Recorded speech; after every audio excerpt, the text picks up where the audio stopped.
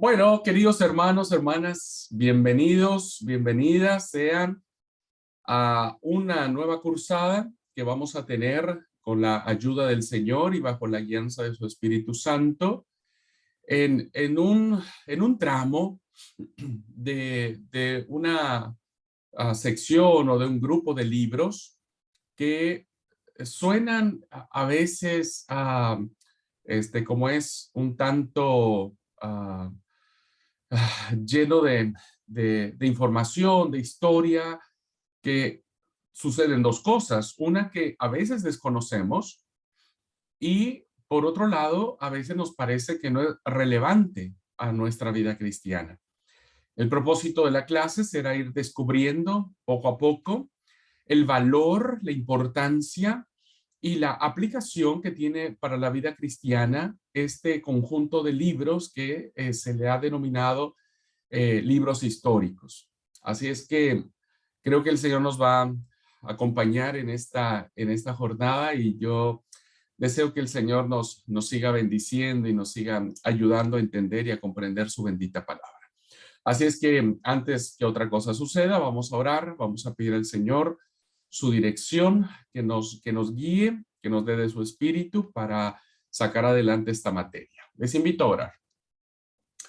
Amoroso y buen Padre Celestial, en el poderosísimo nombre de tu Hijo Jesucristo, te damos muchas gracias, oh Dios, por permitirnos tener este tiempo, un tiempo, Señor, en el que ahora hemos dejado de sumergirnos en los primeros 5 libros de tu revelación. Y ahora, Padre, queremos adentrarnos a esta sección de libros que sin duda, Padre, traen en sí mismos una historia maravillosa, una historia en la cual miraremos con absoluta claridad tu mano, tu intervención, tu presencia en la vida del pueblo de Israel, pero también, Señor, entenderemos que de la misma manera en que vos estuviste con tu pueblo, guiándolo, acompañándolo, estando con ellos en las buenas decisiones y en las malas decisiones, también lo estás con nosotros. Queremos aprender, Padre, que tú eres un Dios que trasciende la historia y te pedimos, oh Padre Celestial, que esa historia pueda ayudarnos a ubicarnos en este hermoso plan de salvación que tú has diseñado. Bendícenos. Bendice a mis alumnos, Señor. Dale sabiduría, dales entendimiento, dales pasión por tu palabra, eterno Dios. Dales esa luz que pueda iluminar su espíritu, su alma y puedan comer con mucha ansia de esta revelación, Señor, de los libros históricos. Te pido también una bendición especial para mí, Señor, como profesor, que tú me guíes, que abras también mi entendimiento, que me permitas, oh Padre, tener las palabras, los ejemplos y la actitud correcta para poder enseñar de tu bendita palabra. Acompáñanos, oh Dios, en esta cursada, guíanos y danos siempre esa confianza de saber que tu palabra ha sido dada para 1000 generaciones. En el nombre poderoso de Jesús, te lo pedimos y te lo suplicamos todo. Amén y amén. Muy bien, hermanos y hermanas. Antes de entrar de lleno a este conjunto de libros, quiero decirles la manera en que van a probar esta materia, cuáles serán los requisitos que ustedes tendrán que cumplir para acreditar la materia de libros históricos. Así estamos todos claros y si hay alguna pregunta, desde ahora lo podemos solucionar. Bueno, todas las semanas, hermanos, les estaré dando reportes de lectura que tendrán que decir, que tendrán que elaborar, ¿no? Estarán haciendo algunos mapas mentales y algunas predicaciones que ustedes tendrán que desarrollar para acreditar la materia. Y al final tendrán un examen final para completar esta materia. ¿Ok? Entonces, tendremos mucho para leer, mucho para elaborar y finalmente tendremos el examen final. ¿Ok? ¿Alguna pregunta, hermanos? ¿Alguna situación? ¿Están de acuerdo?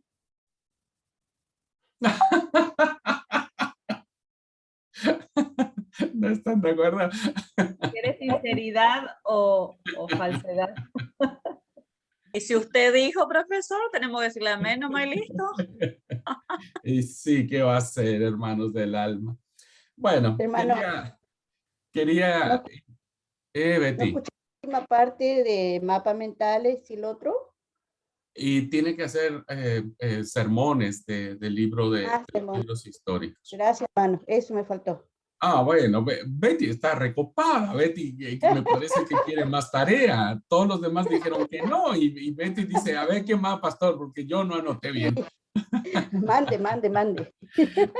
Bueno, la verdad que quería iniciar con un buen chiste y creo que sí, inicié con un buen chiste.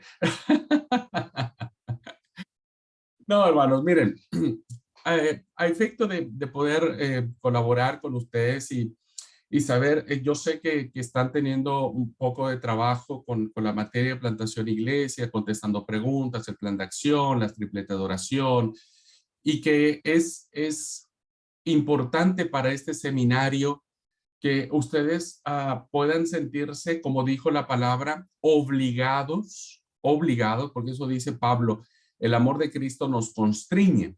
En la versión Reina Valera, la traducción dice, el amor de Cristo nos obliga. Esa es la traducción. Entonces, me parece que en aras del fin último que tiene este seminario, de poder hacer que nuestras iglesias crezcan, de que el evangelio se predique, de que se planten iglesias, de que ustedes oren por los no convertidos, que prediquen el evangelio. En aras de eso, hermano, no, la forma solamente que van a tener que hacer para acreditar mi materia es un examen final. No van a tener reporte de lectura, no van a tener ninguna actividad entre medio. Solamente quiero que se concentren en la clase, que vayan tomando sus notas, que vayan preguntando, que vayan disfrutando la clase, ¿no?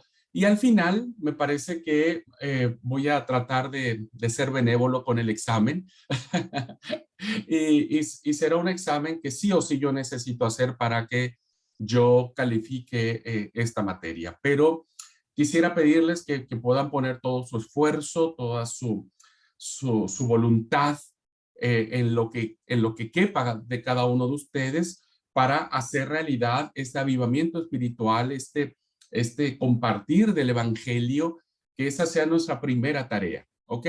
Y que mi materia, hermanos, evidentemente no es menor, porque no porque yo la dé, no es menor porque estamos hablando del texto sagrado, ¿no? De la revelación de Dios.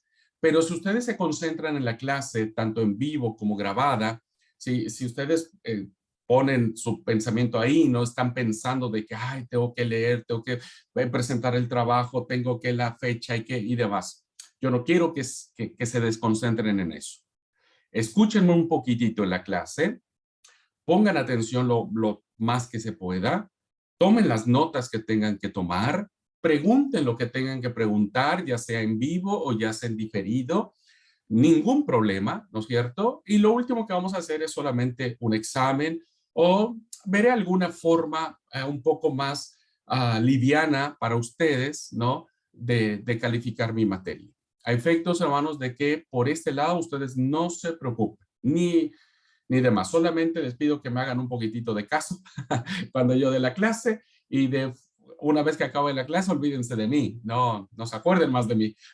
Solamente si hacen un asado, ahí sí, acuérdense de mí, por favor. Pero de menos, olvídense. No piensen más en el profesor Abraham. Y concéntrense en este trabajo, en hacer planes de acción, en ver el tema del evangelio, de predicar, de anunciar. Creo que eso será mucho más provechoso para nuestra iglesia. ¿Ok? ¿Esto sí les gusta, hermanos? ¿Están de acuerdo con esto? Podrías calificar el examen por fe. Por Sé que fe. aprendimos algo nomás, sin hacer examen.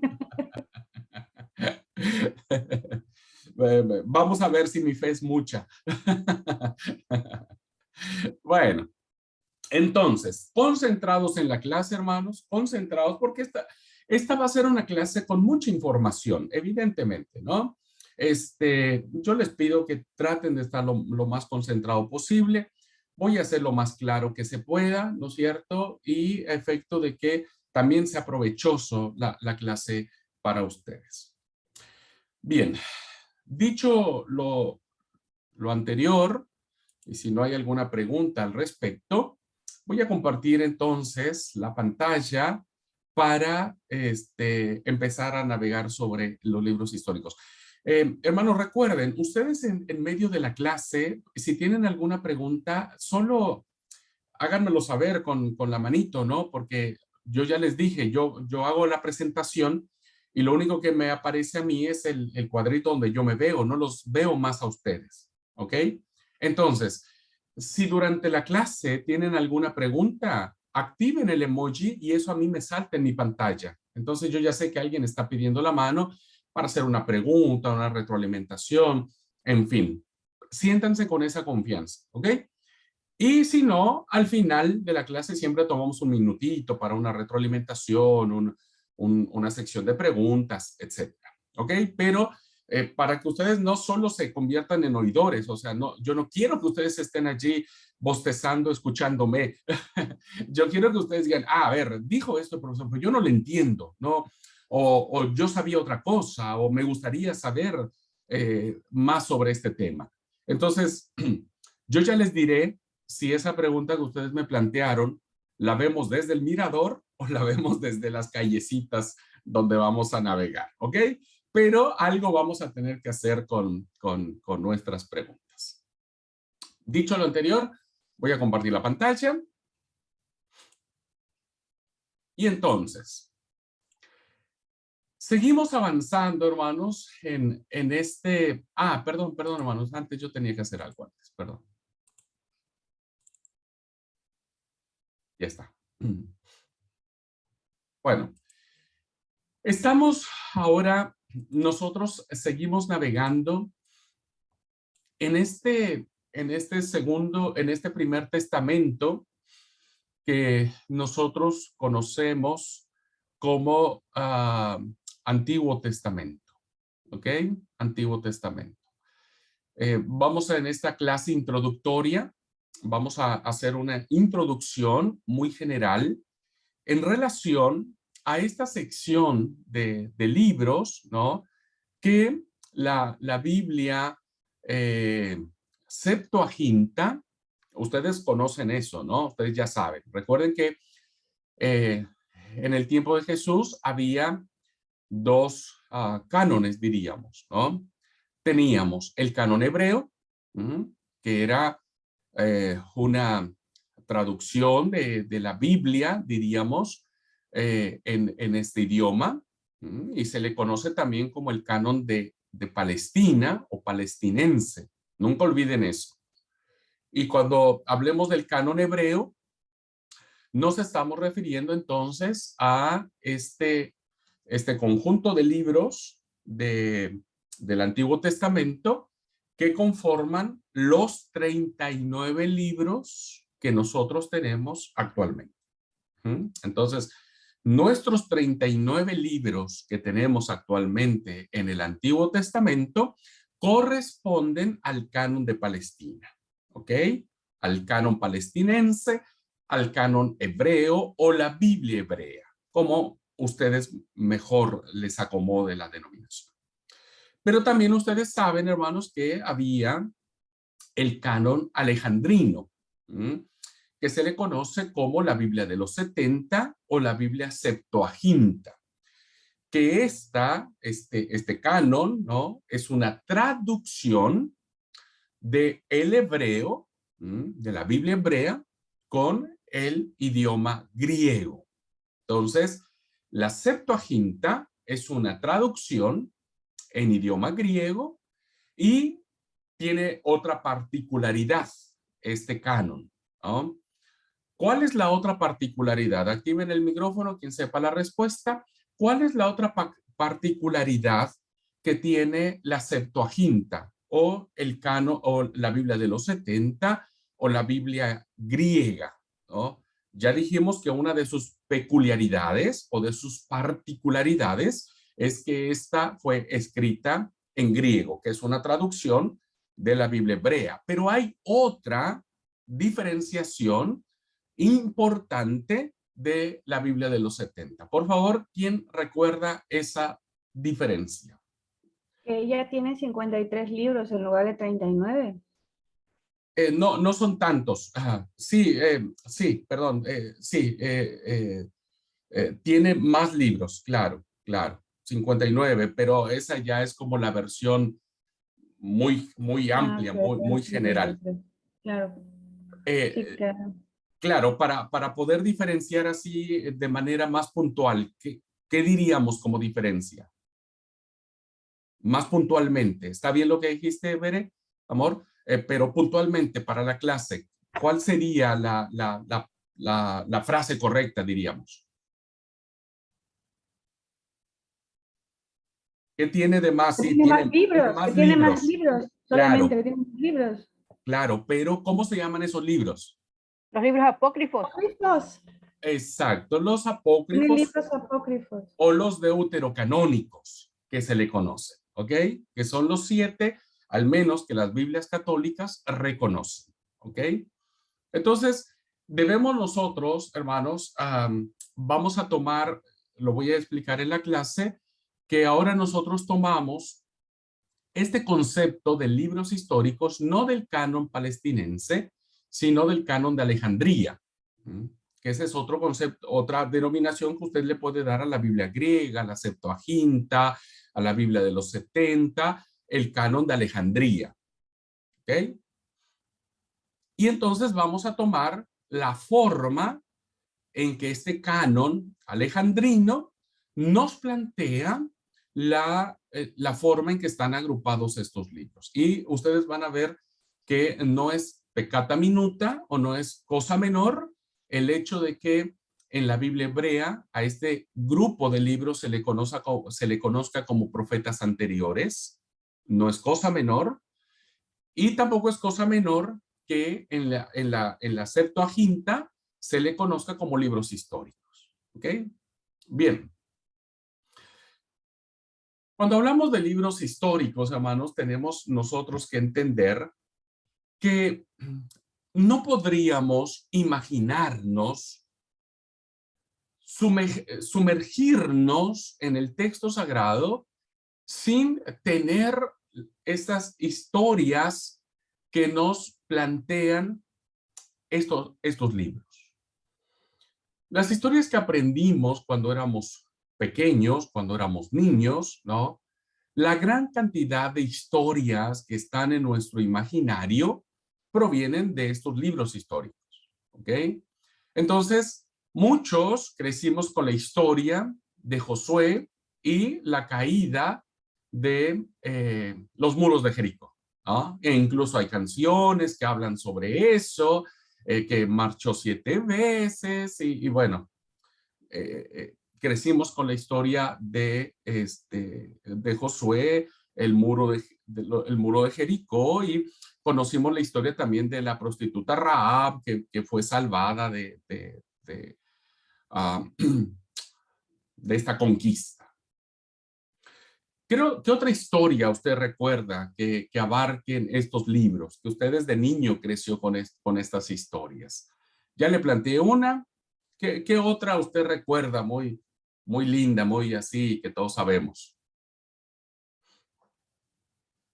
La de Sansón, que era algo wow. Sansón, todos crecimos queriendo ser Sansón, ¿viste? Sí, todos queríamos. Incluso todos, en algún momento yo conocía hermanos que tenían el pelo largo y se sentían como Sansón, ¿viste? Qué sé yo. Hoy quisiera yo el pelo largo, no para sentirme Sansón, sino para no estar tan pelado, pero ok, Sansón, sí, obvio, ¿quién no conoce a Sansón y la mala de Dalila, ¿no?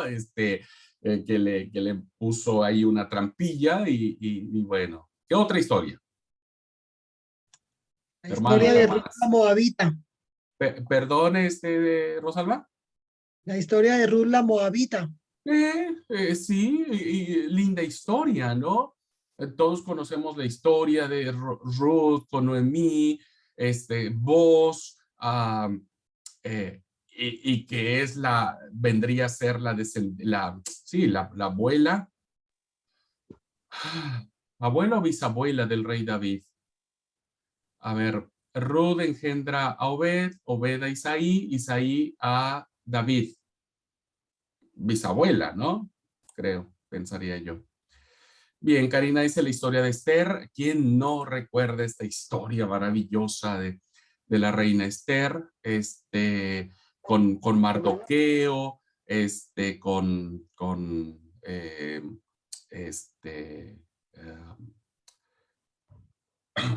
la horca que mandó a hacer ¿cómo se llamaba? ¿Naam? ¿Puede ser?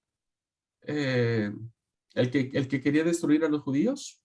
¿Puede ser Naam? No estoy recordando ahora. Bueno, pero linda historia. Entonces, tenemos muchas historias, hermanos, que tienen que ver con estos libros con los que hemos crecido, ¿no? Nadie puede pasar por alto la historia de Sansón, la historia de Josué, la historia de David, ¿no? Esa bendita historia de Betsabé, de Urías Eteo, ¿no? ¿Quién puede olvidar las grandes historias o tradiciones con las que crecimos con el profeta Eliseo, con el profeta Elías, por ejemplo, ¿no?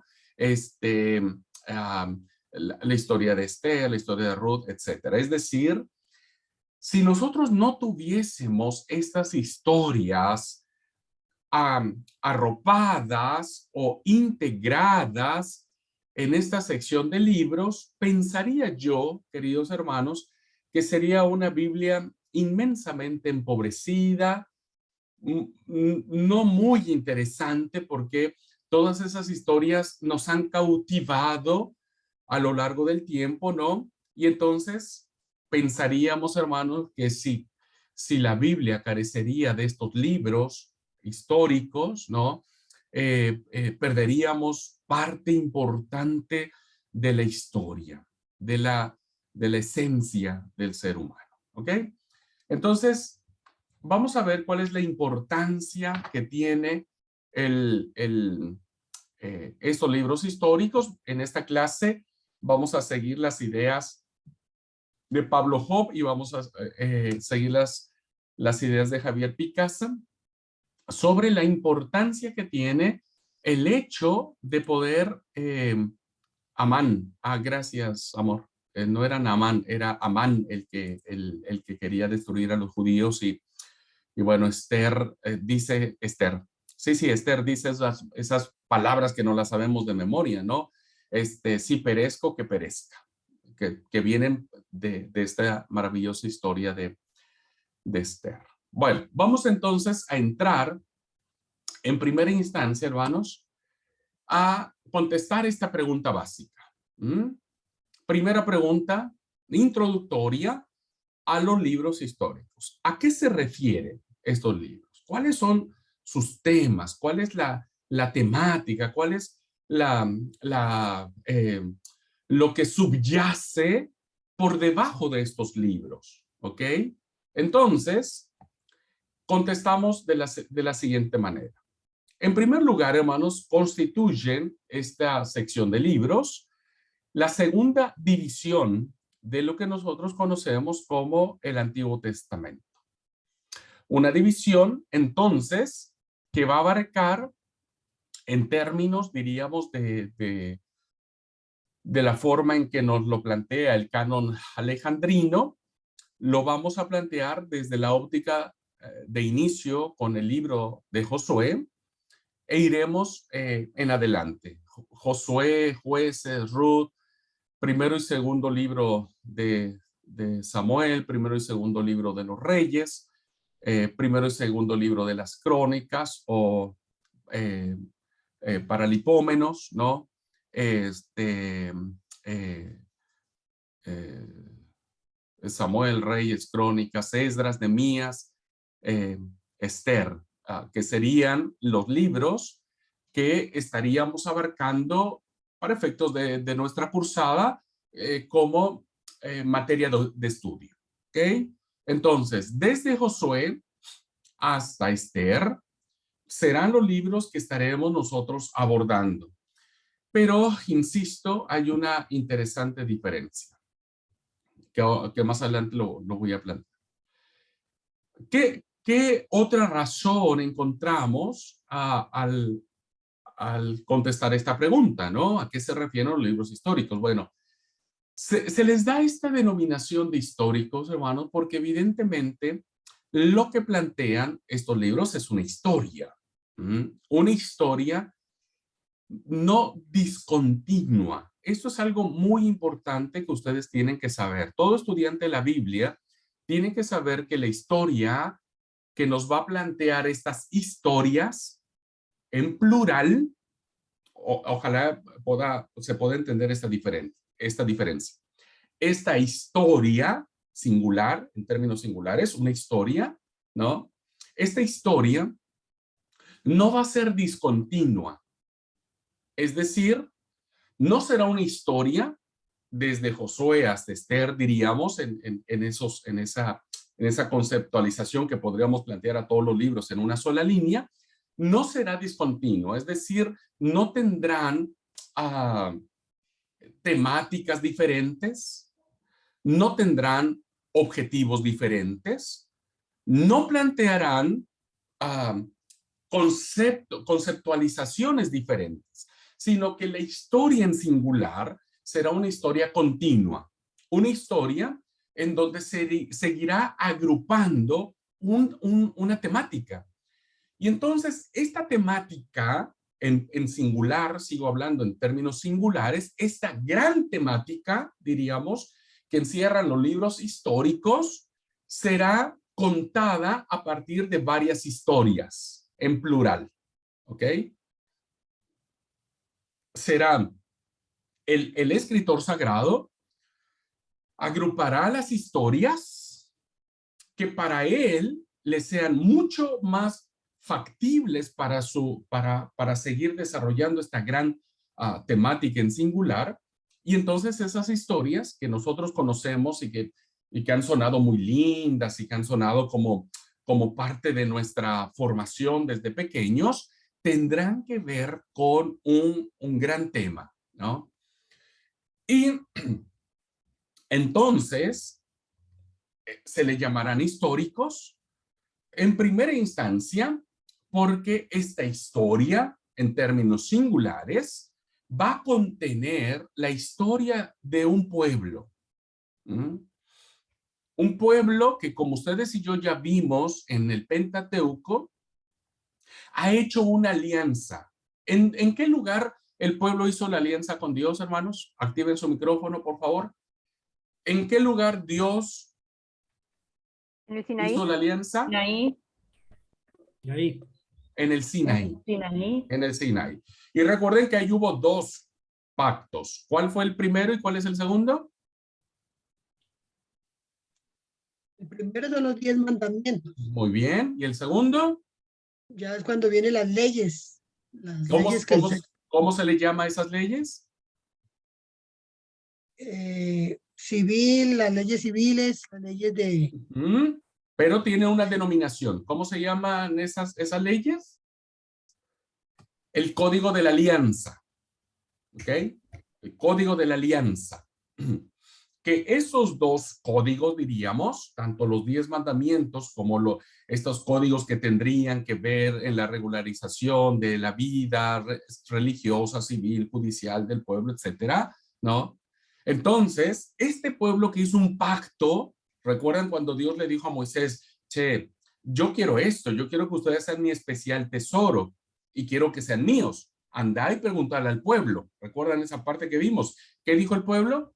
Lo que Jehová diga, nosotros haremos. Ahora, este pueblo que hace pacto o alianza con el Señor, camina en el desierto por 40 años. ya vimos las razones, ya ahí vemos que Números es el libro por excelencia que nos explica cómo Dios disciplinó a su pueblo en toda esta travesía del desierto. Y nos quedamos en el Deuteronomio, ¿no? Y en el Deuteronomio nosotros nos sentamos en las llanuras de Moab, contemplando con Moisés la tierra prometida. Así termina el Deuteronomio. Deuteronomio termina mirando la promesa de Dios que había hecho a los patriarcas, Abraham, Isaac y Jacob. Termina el Deuteronomio con la figura de Moisés subido en el monte, ¿no? Contemplando la tierra prometida, pero no iba a entrar.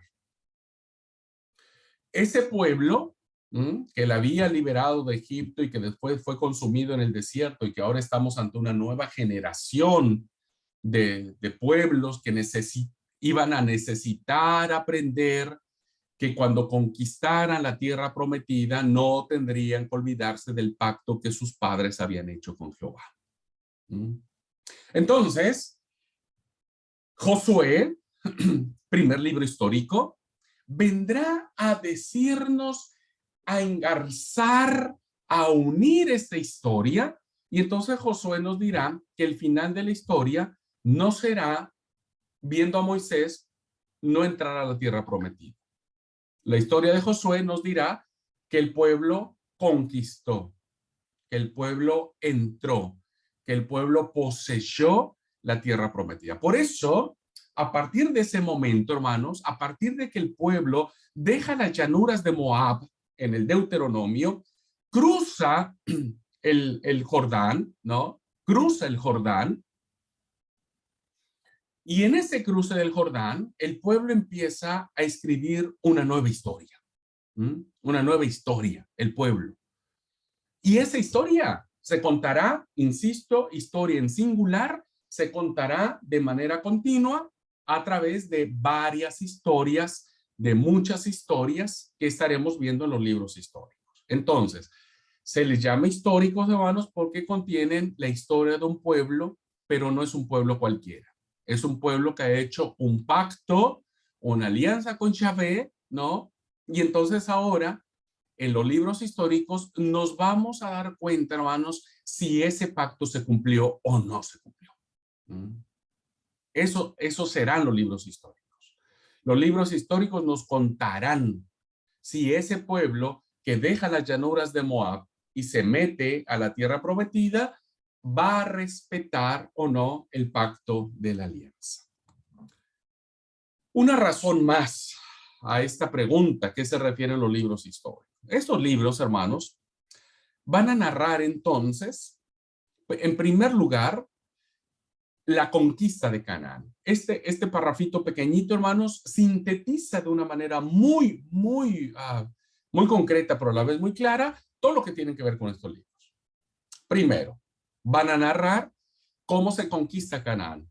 Cae Jericó, caen los demás pueblos, y entonces estos libros nos van a decir cómo Israel empieza a establecerse en ese país. Y entonces hace la repartición de tierras con las tribus. ¿Ok? Ya cruzaron el Jordán, empiezan a escribir una nueva historia, y la historia comienza, como todo pueblo conquistador, con conquistas. Como todo pueblo que se va a apreciar en medio de los demás pueblos, ¿no? Cuando se escribe esta historia, habrá muchos pueblos alrededor de Israel, naciones poderosas, naciones bélicas, naciones guerreras, ¿no? Y entonces Israel contará su historia y dirá, paren un poquitito. Nosotros también somos un pueblo conquistador, somos un pueblo guerrero, somos un pueblo, ¿no? Que luchó, que hizo guerra y venció. Y entonces la historia de Canaán, la conquista de Canaán, que miraremos en el libro de Josué, ¿no? Y después la manera en que se fueron distribuyendo entre las tribus, fueron distribuyéndose la tierra. Los libros nos contarán que esa historia empezará mencionarnos un florecimiento de Israel, ¿no? Entonces, Israel, hermanos, en ese tiempo, adquirirá una gloria impresionante. Primero en la teocracia, que lo miraremos. La teocracia es el gobierno de Dios, y esa teocracia va a estar hasta el libro de los jueces. Pero en el libro de Samuel, esa teocracia, el gobierno de Dios, será reemplazada por la monarquía. Ahora el pueblo será gobernado por un rey. Las tradiciones que tenemos de Saúl son muy pocas. Realmente, las tradiciones de Saúl, aparte de ser pocas, lo ponen en muy mal parado, diríamos, muy mal posicionado, porque evidentemente la historia pretende darle a David un papel importante. Por eso es que las tradiciones de Saúl son muy pocas. La imagen que se tiene de Saúl en estas tradiciones son muy desagradables, ¿no?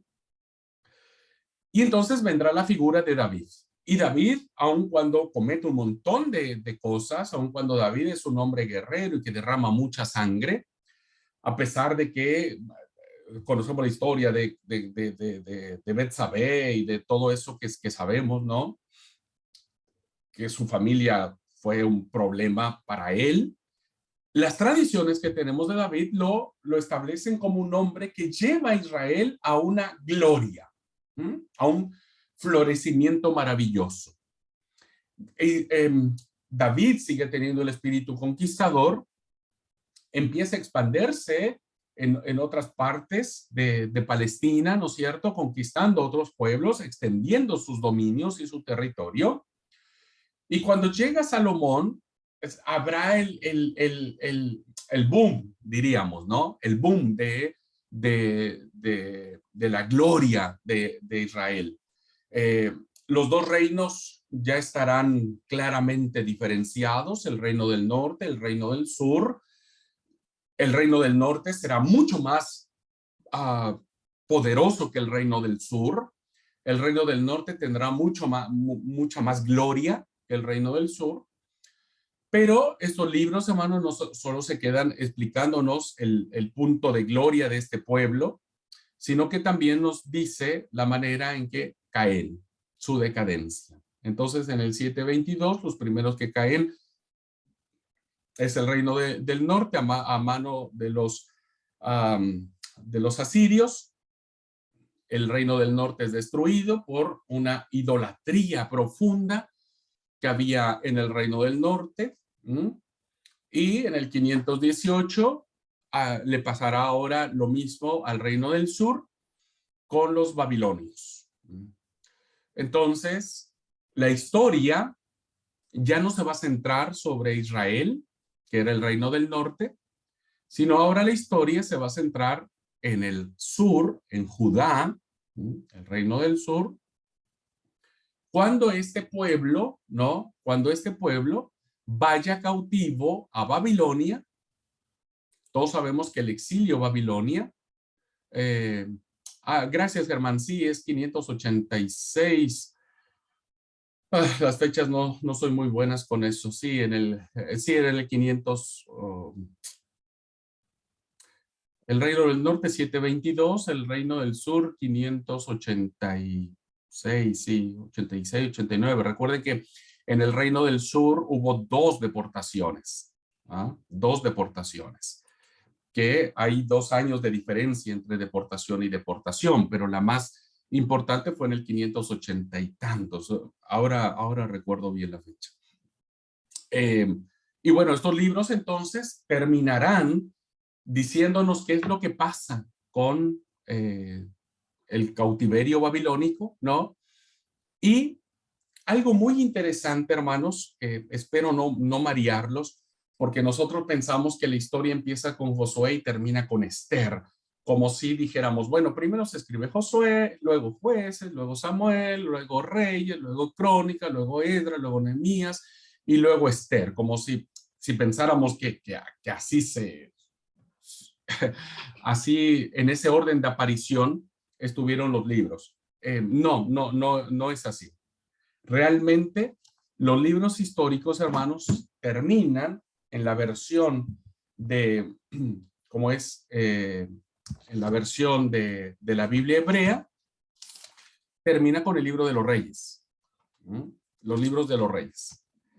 Y porque los libros de las crónicas vienen mucho tiempo después. Ya hablaré sobre qué tiene que ver con las crónicas, por ejemplo, ¿no? El primero y segundo libro de las crónicas. Pero en esencia, la historia estaría cerrándose, diríamos, si se plantea así, de que qué libro es el que cierra esta historia. Sabemos que la abre Josué. Eso sí sabemos, porque Josué nos va a narrar el cruce del Jordán. Pero, ¿qué libro nos va a cerrar la historia? Y el libro que nos cierra la historia es el segundo libro de los Reyes, en el capítulo 25. Y algo bien interesante, no lo voy a explicar ahora, pero solamente para que ustedes entiendan un poquitito la última frase de este párrafo. El párrafo dice, relatan también el cautiverio babilónico, esto ya sabemos, el exilio, y la restauración del pueblo a Palestina, que es cuando el pueblo viene nuevamente a reconstruir con Esdras de Nehemías el templo de Jerusalén, la ciudad santa. Pero el libro de los Reyes, hermanos, cierra con una historia muy pequeñita del versículo 27 al versículo 30, con la historia de que aconteció a los 37 años del cautiverio de Joaquín, rey de Judá, en el mes 12º, a los 27 días del mes, que Elbil Merodach, rey de Babilonia, en el primer año de su reinado, libertó a Joaquín, rey de Judá, sacándolo de la cárcel. Y fíjense cómo termina el versículo 30, porque así cierra la historia. O sea, no es, ¿cómo les puedo decir, hermanos? No es, no es ingenuo, no es, ¿cómo es? Pueril, si se entiende la frase. ¿Cómo termina este libro de los Reyes? Porque el libro de los Reyes termina en el versículo 30 diciendo, y diariamente le fue dada su comida de parte del rey de continuo todos los días de su vida. Los reyes que antes estaban, hermanos, que fueron algunos puestos, algunos muertos, algunos en el reino del norte, hubo muchos complot, hubo muchos reyes, en fin, en el reino del sur se estuvo manteniendo la línea davídica, ¿no? Todos los reyes tenían sí o sí que venir de la descendencia del rey David. Nosotros vemos que los libros históricos, hermanos, no cierran esta historia con una actitud de derrota. No cierran esta historia diciendo que el rey de Babilonia fue finalmente el que venció. Cierran esta historia narrando que el último rey que tenían, que en este caso era Joaquín, ¿no es cierto?, fue liberado. Y al ser liberado, dice que todos los días de su vida era alimentado por el rey. Esta expresión, hermanos, en la historia de Israel, se interpreta de una manera tal que Israel dice, nosotros, el pueblo de Dios, el que hizo el pacto con Yahvé en el Sinaí, no termina nuestra historia aquí.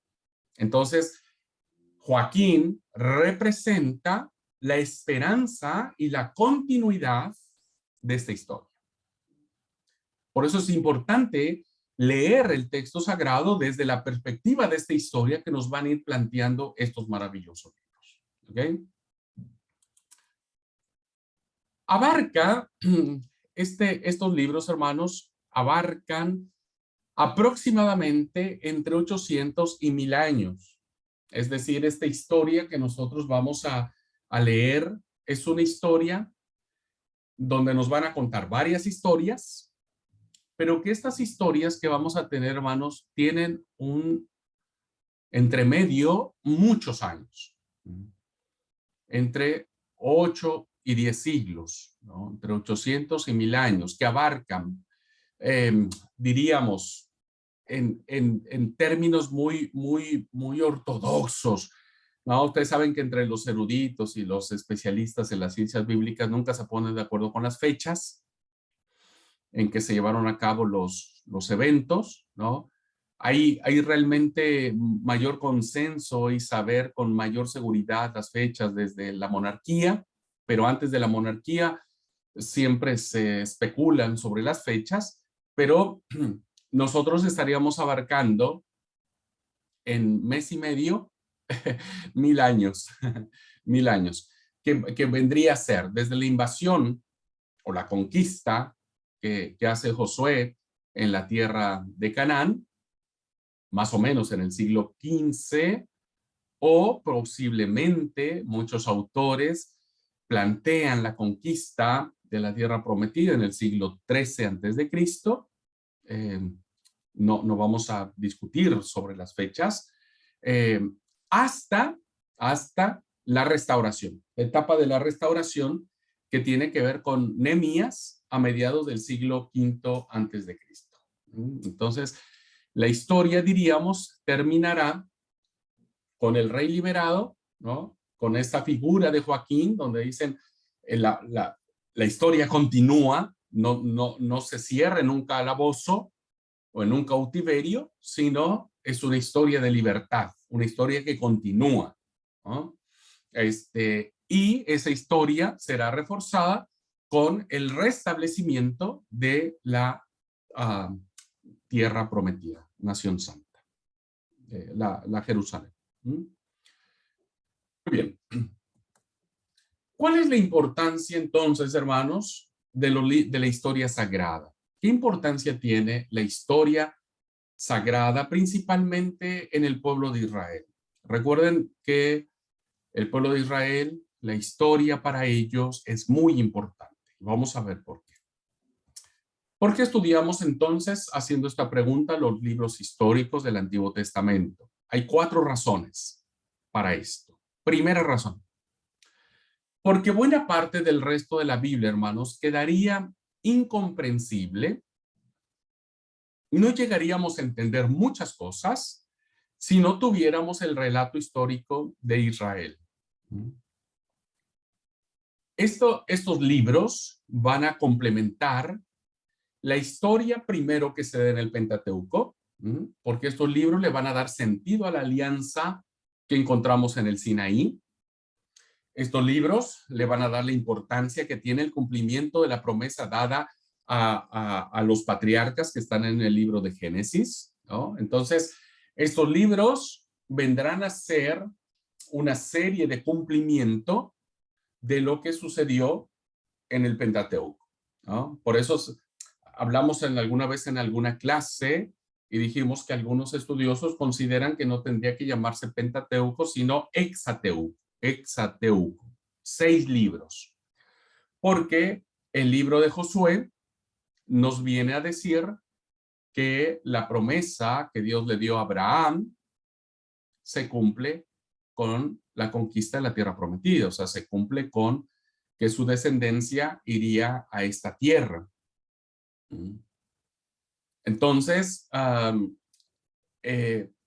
si no tuviéramos estos libros, no comprenderíamos muchas cosas de lo que se dijo en el Antiguo Testamento, porque en el Pentateuco, perdón, porque si nosotros no tuviésemos a Josué, por ejemplo, el libro de Josué, nos quedaría ahí pendiente de decir, bueno, ¿Dios cumplió o no su promesa? Pero el libro de Josué nos dice que Dios sí cumplió su promesa. Entonces, complementa la historia dada en el Pentateuco, va a ser comprensible alguno de los salmos, hermano, porque los salmos tendrán mucho que ver con el culto, con el templo que iniciará en el pensamiento de David, ¿no? Se concretará en el actuar de Salomón y tendrá un papel muy importante los templos del Reino del Norte, ¿no? Y un papel sumamente fundamental el Templo de Jerusalén en el Reino del Sur. En el Reino del Sur. El templo finalmente en el norte estará en Samaria y en el sur estará en Jerusalén. Entonces, algunos de los salmos que tienen que ver con algunas actuaciones de David, algunos salmos se le atribuyen a David. Algunos salmos, vamos a ver cuando entremos a literatura poética, cómo estos salmos reflejaban mucho de estas historias que se dieron del rey, del templo, de los sacerdotes, etc. Habrá muchos libros proféticos porque nosotros, por ejemplo, encontraremos en el libro de los Reyes el actuar de profetas como Jeremías, como Isaías, ¿ok? Entonces nosotros empezaremos a leer acerca de estos profetas, aun cuando sus oráculos o sus libros con sus nombres vendrán mucho tiempo después, ¿no? Pero ya en los libros históricos se manifiestan mucho actuar profético. Hay profetas anónimos en estos libros históricos y hay lo que se le denomina en estos libros las escuelas de los profetas, ¿no? Eso lo vamos a ver. Entonces, por eso es importante la historia. En el Nuevo Testamento, Jesús recoge la historia de estos libros y va a sacar provecho muy importante de las figuras de Elías y Eliseo y hará comparaciones muy importantes acerca de que Elías y Eliseo finalmente tuvieron que ver sus ministerios, su actuar profético, lo que ellos hicieron fue con los paganos. Entonces el Señor tomará la historia de estos dos grandes profetas del reino del norte, ¿no? Elías y Eliseo, y lo aplicará a su ministerio. Y dirá que él también, el Señor Jesús, su evangelio, su mensaje, no solamente es para Israel, no solamente es para el pueblo judío, sino que su salvación abarcará a los gentiles, que en este caso seríamos nosotros. Entonces, por eso es importante leer estos libros, hermanos. Si no, nos quedaríamos recolgados. Segunda razón. La historia sagrada enseña grandes lecciones morales y espirituales, que ese va a ser el propósito de esta clase, más allá de llenarnos de datos, de fechas, de reyes. Ustedes me van a odiar un poquitito, pero bueno, tenemos que saber un poquitito quién era Omri, por ejemplo, en el reino del norte, ¿no es cierto? Acab, quién era Ezequías, quién fue Manasés, quién fue Amón, quién fue Josías, en fin. Más allá de eso, los libros históricos, hermanos, nos van a dar grandes lecciones de moralidad que hasta la fecha siguen vigentes, ¿no? Y muchas lecciones espirituales. Tan es así que el escritor sagrado del Nuevo Testamento ocupará un capítulo completo, ¿no? En el libro de Hebreos, que todos conocemos, el Salón de la Fama de los Héroes de la Fe, en el capítulo 11, ¿no? Y entonces, si ustedes fueron muy cuidadosos o han sido cuidadosos, y por favor, dejemos de leer, voy a insistirles siempre, dejemos leer la Biblia como si fueran recetas de cocina. Por favor, no hagamos más eso. Cada vez que abramos el texto sagrado, démosle la importancia y detengámonos siempre para saber qué es lo que está diciendo el texto, ¿ok? Entonces, si fuimos cuidadosos a leer el capítulo 11 de Hebreos, nos daremos cuenta, hermanos, que tiene que ver mucho con estas figuras que aparecen en esta literatura. Entonces, empezamos hablando, entre otros, Pentateuco, hablamos de Abel, de Enoc, de Noé, de Abraham, de Sara, etcétera, de Isaac, Jacob, Esaú, José, Moisés, Pentateuco. Estoy en el capítulo 11 de Hebreos. Ahora, libros históricos. Bueno, esta galería de héroes de la fe empieza con, interesante, ¿viste? No empieza con Josué, sino empieza con la historia de Josué, pero no con Josué, sino básicamente con Rahab, la ramera. Interesante. Y Rahab aparecerá en la descendencia de Jesús. Interesante también, la ramera, la prostituta. Después el versículo 32 de Hebreos 11 dice, ¿y qué más digo? Porque el tiempo me faltaría, piensen, quien escribe Hebreos, el autor de los Hebreos, conocía perfectamente los libros históricos. Solo que por falta de tiempo y porque para propósitos de su mensaje en este libro de Hebreos, dice, me faltaría tiempo contando la historia de Gedeón, libros históricos, Barak, Sansón, Jefté, es una historia maravillosa y muy... Yo creo que vamos a hacer una exégesis, voy a ver si me da tiempo, me gustaría hacer una exégesis de esto, de lo que pasó con Jefté, ¿no? Con su hija que termina inmolándola, de David, así como de Samuel, de los profetas, etcétera, etcétera. Entonces, nosotros miramos que la importancia que tienen estos libros fue tal que los escritores del Nuevo Testamento no los desvalorizaron, todo lo contrario. Los tomaron de una manera tal que podrían básicamente ser útiles. Y creo que ese es el propósito de esta clase. ¿Ok? ¿Cuáles son las enseñanzas morales y espirituales que tenemos? Tercera razón. ¿Por qué es importante la historia sagrada? Porque también, hermanos, su importancia radica en que Dios se ha revelado a través de su trato con el pueblo escogido. Estos libros, entonces, nos dirán el sinfín de eventos, de suertes que va a tener este pueblo en función de los demás pueblos que lo van a rodear, que van a estar con ellos, ¿no? Que los van a influenciar, pero que Dios nunca no va a abandonar a su pueblo, más allá de todas las idolatrías, de que veremos un pueblo que adora a la reina del cielo, un pueblo que esconde ídolos debajo de sus tiendas, la historia de Acán, más allá de la historia de que en la casa de Gedeón, uno de los grandes jueces de Israel, el padre tenía la estatua de Aserá, ¿no? Y se le adoraba, más allá de que hacían altares en las azoteas de las casas, ¿no? Dios nunca dejó a su pueblo.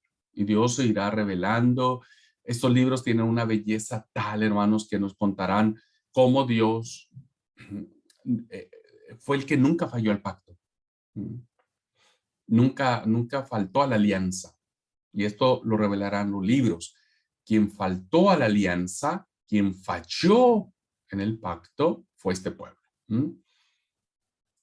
Y esta historia nos contará un montón de historias que tendrán que ver con este actuar del pueblo, pero también con el actuar de Dios. Por eso los profetas, que vamos a encontrar ya con Samuel inaugurando, ¿no? La gran, si se puede llamar así, escuela de los profetas. Samuel será el profeta por excelencia y de ahí tendríamos para adelante. Y cuarta razón, hermanos, ¿por qué estudiamos nosotros los libros históricos como literatura sagrada y su importancia? Es porque nosotros miramos a Dios como el principal protagonista de la historia. Este Dios, hermanos, que acontece en la historia, ¿no? Este Dios que se revela en la historia, que es un Dios que a la vez que es trascendente, es decir, que ni el tiempo ni el espacio pueden contenerlo, lo pueden aprisionar, ¿no? Aprisionar, sí, creo que es la palabra correcta. Este Dios que a la vez que es trascendente, que escapa a nuestras realidades de tiempo, de espacio, por otro lado, también es un Dios personal. Es un Dios, ¿no? Que se mete con nosotros en nuestra historia.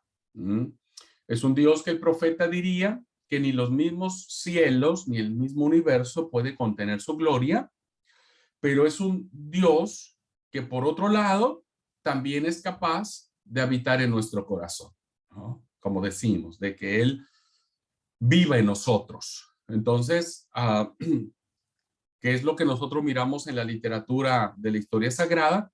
Que Dios siempre será el principal protagonista de la historia y que Él y solo Él le dará el significado a todos los acontecimientos que tendremos por delante.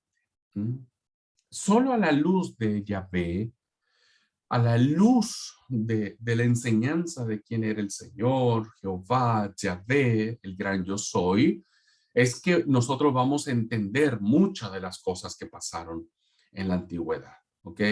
Y vamos a discriminar cuándo será palabra de hombre y cuándo será voluntad del Señor que eso suceda, pero que sea, va a ser una historia que nos va a plantear que en muchas ocasiones no será palabra de Dios. Dios no estará de acuerdo con eso, pero lo tendrán que decir en nombre de Dios con el nombre de Jehová, para que esos actos se puedan justificar. Vamos a ver algunos ejemplos en clase. ¿Okay? Entonces, 4 razones, no lo olviden. ¿Por qué estudiamos libros históricos? Porque si no, no entenderíamos muchas de las historias que aparecen en la Biblia. Segundo, porque estos libros van a resaltar grandes lecciones morales y espirituales. Tercero, porque seguiremos viendo la manera en que Dios guiará y sigue guiando a este pueblo, ¿no? En esta etapa, como el pueblo escogido de él. Y cuarto, es porque Dios y solo él será el tamiz o la medida para que nosotros interpretemos todo lo que acontece. ¿Ok? Bien.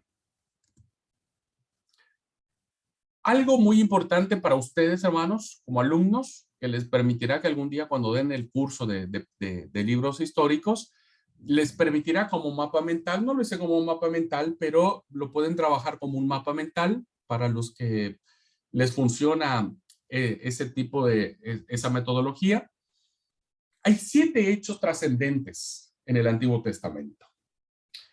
Y que estos 7 hechos, amigos, van a reflejar en términos muy generales, pero a la vez muy, muy claros, ¿no? Los acontecimientos que nos plantea el Antiguo Testamento. Fíjense. Primer hecho. ¿Qué es lo primero que nosotros vemos en este tema? Dios elige a Abraham, ¿no es cierto? Dios elige a Abraham para formar un pueblo especial. Entonces, eso nosotros lo vemos en el libro del Génesis, ¿no? Dios elige a Abraham para ser un pueblo especial, le hace grandes promesas a Abraham y establece con Abraham un pacto. Dios empieza a hacer su alianza con Abraham. Y haré de ti una nación grande, al que te bendijere, bendeciré, y al que te maldijere, maldeciré. En ti serán benditas todas las naciones de la tierra. Eso lo vemos entonces desde el Génesis. Empieza la historia sagrada allí. Segundo hecho trascendente del Antiguo Testamento, la liberación. El Señor libera con notable poder sobrenatural al pueblo hebreo, al pueblo de Israel, de la esclavitud de los egipcios.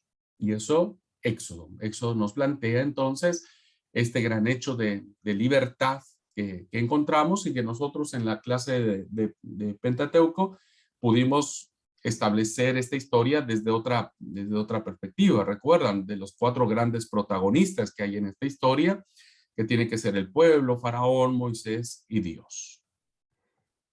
Tercer hecho importante y trascendente que aparece en el Antiguo Testamento, el pacto. Dios, hermanos, Yahvé, establece o desea establecer una relación íntima y única con este pueblo, ¿no? Con Israel, con los hebreos, y lo hará en su pacto, en el monte Sinaí, donde él establecerá, firmarán, firman el pacto, porque incluso sellan, acuérdense que sellan este pacto con una comida cultural, ¿no? Con una comida de celebración, con todo un procedimiento de liturgia, de sacrificio, y sellan este pacto con comida. Recuerden que la comida es muy fundamental La comida en el texto sagrado, hermanos, no es solamente el mero acto de comer o el mero acto de satisfacer una necesidad fisiológica o una necesidad humana. La comida o el acto de comer en el texto bíblico tendrá grandes y profundas connotaciones espirituales y teológicas. Entonces, el Señor sella con el pueblo su pacto con una comida, la comida ritual o cultual que aparece en el Éxodo. Y entonces hace con el pueblo este pacto y les entrega su ley. La ley moral que nos acompaña hasta ahora, pero también el código de la alianza, que vendrán a ser las leyes que regularán las relaciones del pueblo. Cuarto hecho trascendente o importante que aparece en el Antiguo Testamento y que es realizado por el Señor. Dios, hermanos, cumple su promesa y entrega a este pueblo la tierra prometida. A través de la conquista que hace este gran hombre, Josué. Josué que su nombre tendrá un equivalente muy importante al nombre de Jesús. Por eso muchos han interpretado que Jesús es un nuevo Josué, es el nuevo Josué del Nuevo Testamento. Y entonces en este hecho nosotros estaremos considerando que la conquista de la tierra prometida vendrá a ser como el cumplimiento del regalo de Dios que le prometió al pueblo de Israel. Y ya aquí estamos hablando de historia sagrada, ¿no? De lo que Dios hizo en la historia. Quinto hecho trascendente.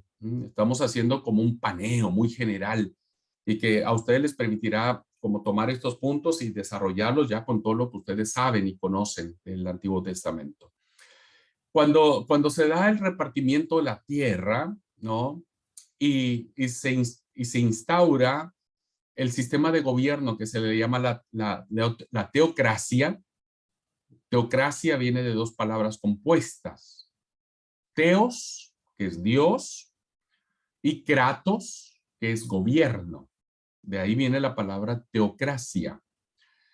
Teos es Dios y kratos es gobierno o forma o manera.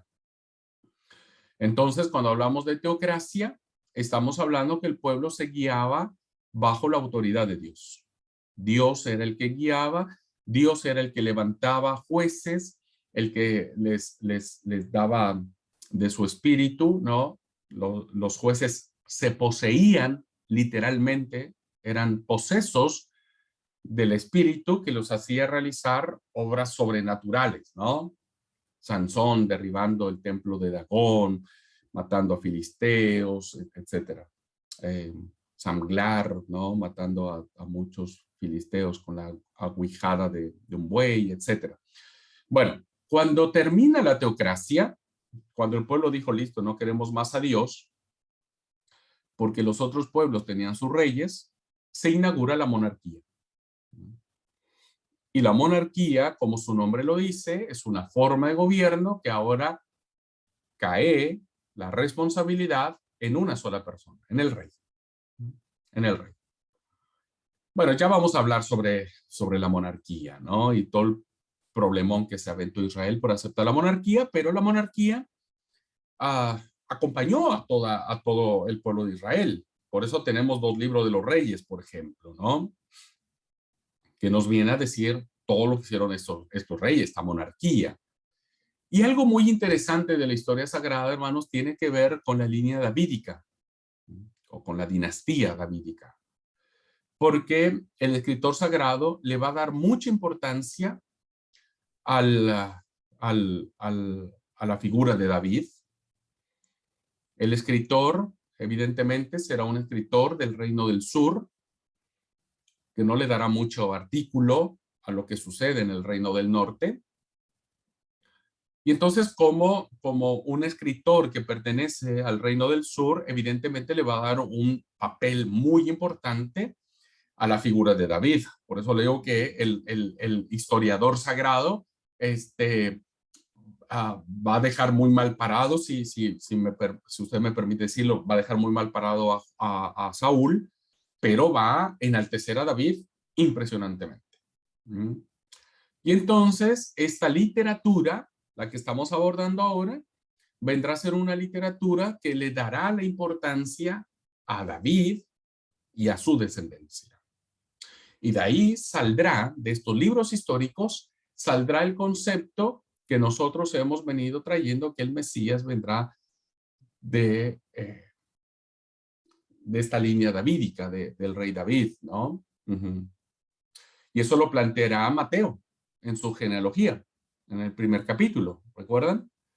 Entonces Mateo planteará que es hijo de Abraham, hijo de David, para justificar esta idea que surge de los libros históricos de que el Mesías, el rey último diríamos, tendría que venir sí o sí de la descendencia davídica.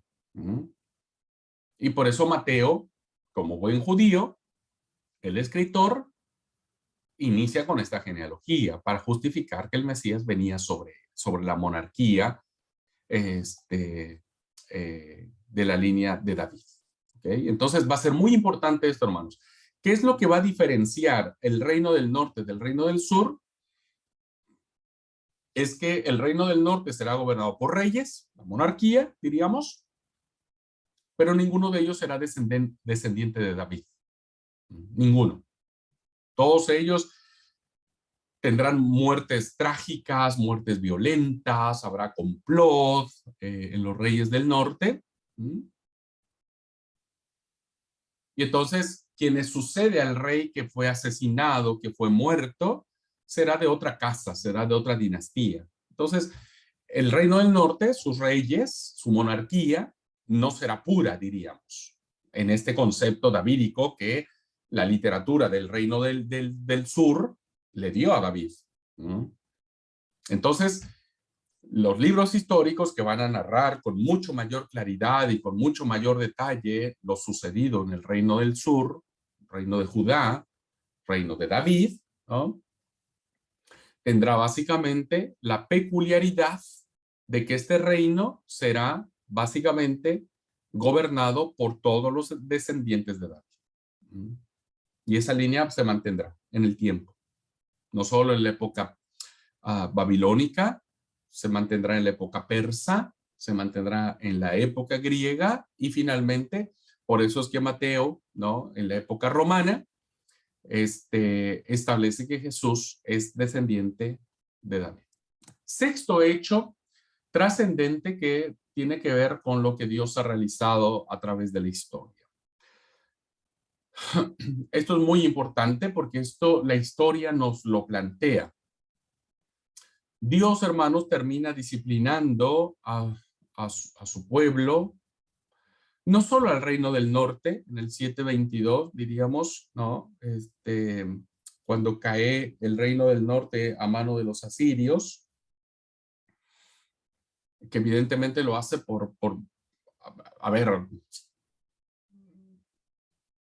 lo hace porque el reino del norte de Israel era muy idólatra, ¿sí?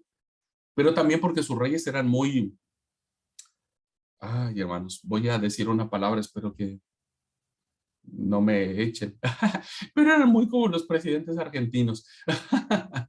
Cometían cada error diplomático a nivel internacional que hicieron que se pusieran con Sansón a las patadas con los asirios, y evidentemente los asirios los arrasaron por decisiones de sus reyes, del rey en turno, que dijo, no, nosotros podemos, no necesitamos de usted, nosotros, ¿viste? Por eso decía que me suena mucho a nuestros presidentes ahora aquí en Argentina. Tal vez en Colombia igual.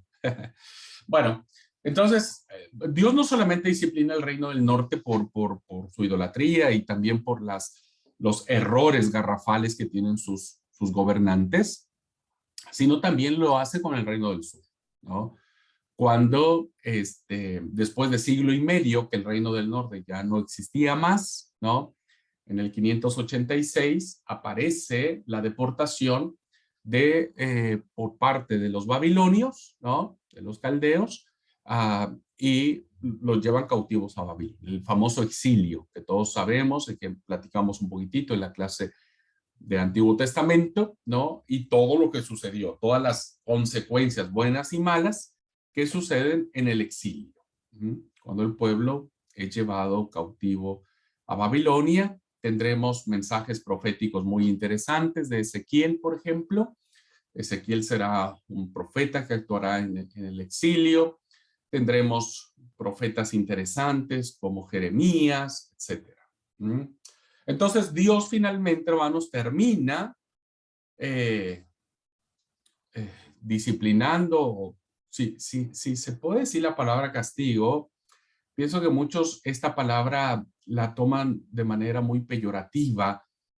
He batallado con muchos cristianos que dicen, no, Dios no castiga, pero pienso que no lo hago en términos, o el texto no lo hace en términos peyorativos, de insulto o de hacer quedar mal a Dios, sino finalmente pienso que es el actuar de Dios en consecuencia al actuar del pueblo.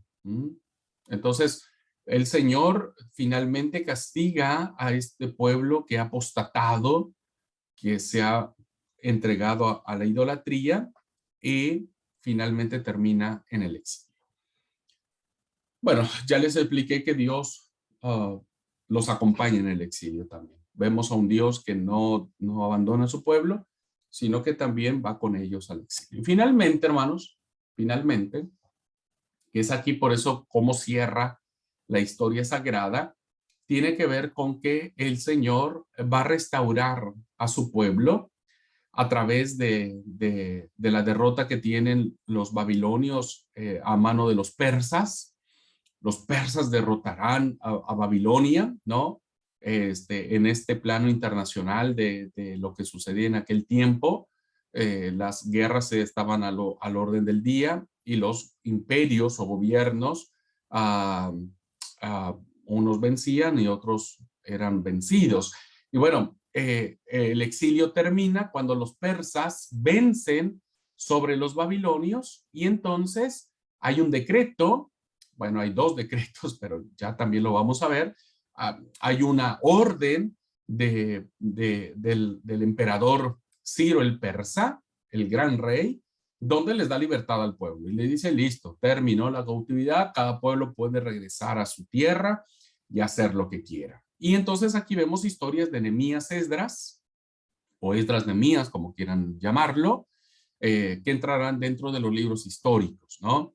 Y que, insisto, esta historia no terminará con el rey encarcelado, sino que terminará con un rey libre y un rey que es alimentado por el imperio en turno, como haciendo alusión, ¿no? De que Dios no va a dejar que nada ni nadie se interponga entre sus planes.